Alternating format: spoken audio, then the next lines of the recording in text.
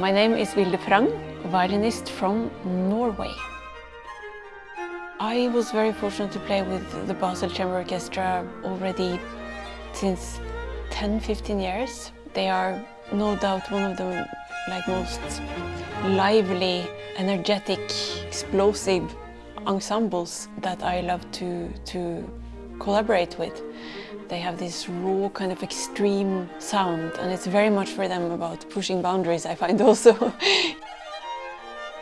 It's more a general approach to music making, but also an approach to life in general, I think. Like an overall attitude.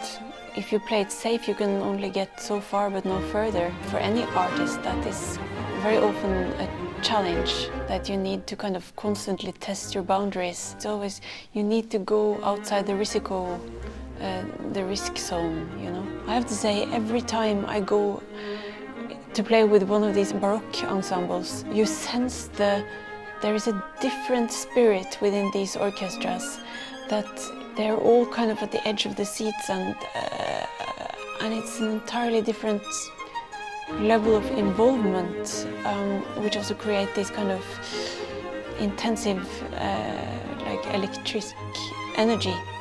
So I always feel so like refreshed, and I feel like I've been through a kind of a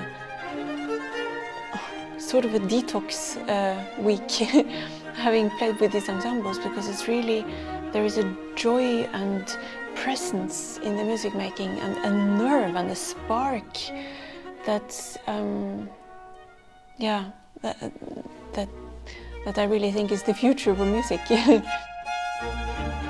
The bow is basically the breath, you know, and I find it very fascinating to see how they solve phrasing things with their bow speed and with long lines, and you feel so much more robust after a week like that, and much stronger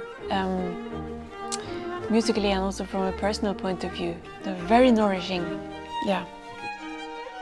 I've been to Gent. I've been fortunate to be there a few times and rehearsing with I think last time was with Philippe Herweg's orchestra. I mean, the city is, you almost can't believe your eyes, you know, it's straight out of a fairy tale. I always find it so idyllic and kind of magical to be in this part of Europe.